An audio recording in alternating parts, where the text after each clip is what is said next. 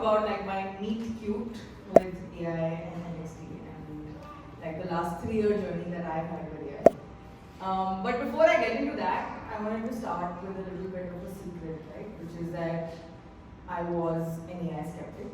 Anybody that can relate? Anybody in the room that can relate? Okay, I see many hands. So the year is 2022. ChatGPT has just about come out, and everybody's talking about how it's going to completely change learning. And every time I would hear somebody say that, this would be the face that I would make, right? I'd be like, you know what? Learning design is a craft. AI cannot possibly understand how people learn. Cut to 3 years later. I'm here one talking about AI. And if I were to wake up tomorrow and find that there is no AI in this world, right? Like just a blip, everything kind of goes, I would make this face. And this would be me. And I'm not trying to be dramatic here, right?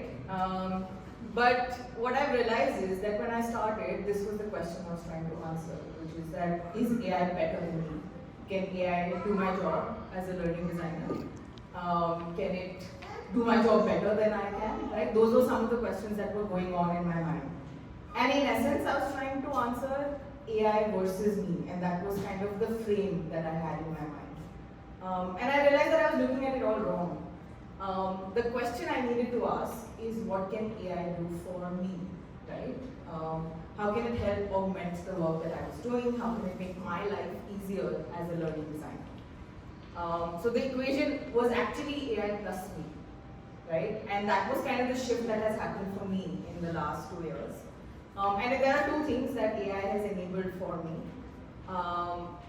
it would be, so there's a lot, but if I had to distill just 2 things, it would be this, which is, the first one is thinking slow, and the second one is thinking really fast, right? And let me talk about what each of these means. Thinking slow is, in essence, about understanding what the problem is, trying to really deeply understand what is the problem that we're trying to solve. It's about understanding the audience, who are our end learners, what are different stakeholders that are involved in the space. It's about the output that we're trying to build, whatever that might look like. It might be a course, it might be a curriculum, it might be a piece of content. It's also about the constraints, whether it's in terms of resources, in terms of budgets, whatever those constraints are that we're working within. And it's also about connecting it to prior experience that we might have on something, right? Now, these are things that humans do really well. We do this intuitively. And this is the part that AI cannot replace. It's really hard to replace this. And this is our superpower. Thinking really fast is the part that AI is really good at, right? How do you kind of build outputs really quickly? So it's about creation, it's about iteration, it's about feedback. And how do you kind of get into this loop of creating iteration and feedback over and over again. Now you cannot think fast without thinking slow first. You can't start building unless you have an answer or some sort of answer to those questions on the line, right? So if I were to go back to this, right? Thinking slow is really about the second part, which is me, or the human part. It's about empathy, diagnosis, and context. How do I understand the people? How do I understand the context? How do I understand the problem really, really well? And thinking fast is about AI, right? It's more AI first. It's about creation, it's about iteration, it's about building that variety at speed. So, any project or any process involves multiple loops of thinking slow and thinking fast. So you keep kind of going on and on and on, right? Starts with slow and kind of goes to fast, and that's kind of how each process will look like. And I'll take an example and maybe talk about it in detail. I was working on a workshop design only last week, and I started by actually putting down what was the objective of the workshop. Who's the format, duration, audience, all of those details that almost act as boundary conditions. This did not involve AI at all, right? I also put down, when I say, okay, I want to design a workshop, what do I want the outline to look like, right? What does that table, if it's a table at the end of the day, what does that table look like? What does that document look like, right? To kind of put that down. And then I use AI to kind of supercharge that, right? Which is that, okay, can I build multiple workshop outlines? If I had to do this workshop and I want to be like a fun facilitator versus a slightly more serious one, right? Maybe I change the persona, or if I were to do it versus Harsh was to do it, right? So there would be different constraints or different points of view that we would bring to it, and that's the part that AI can really help us with.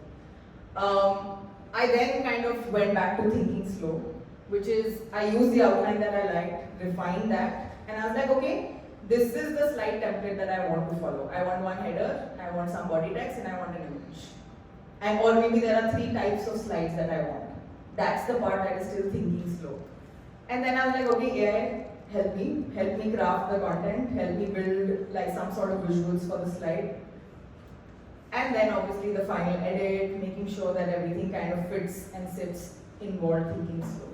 So that's kind of one process. I think all of us in this room design sessions in some shape or form. So I thought this example would kind of help connect that on. So here's my AI challenge for everybody in this room. I don't know how many of you use AI in the work that you do or not. But here's my challenge. So block 1 hour of your time next week. Just an hour, like it's something that you can maybe block on a weekend if you don't have time during the week. Pick any learning problem that you're trying to solve. It could be you wanting to learn something new. It could be something that you're trying to do at work. Start by thinking slow. Use pen and paper, go old school, right? Draw, write, use post-its if you may.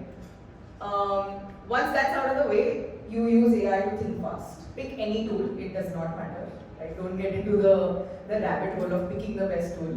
Right? Pick any tool that you're comfortable with. Try to build outputs quickly and iterate using AI. Right? And use the last 5 minutes to maybe write to me. Right? I'm happy to kind of be your AI human buddy in this and kind of riff on top of that. Right? So what I realized is that from AI skeptic to becoming somebody that's like an AI power user, this is what's the key, right? Which is, for us to truly make sense of this, is human wisdom meets AI speed. And that's where the magic really happens, right? It's not whether AI can replace us or not, it's what can we do and what can we enable it to do for us.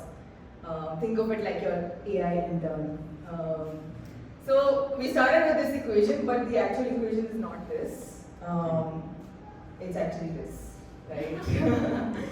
So that's my time. Thank you so much.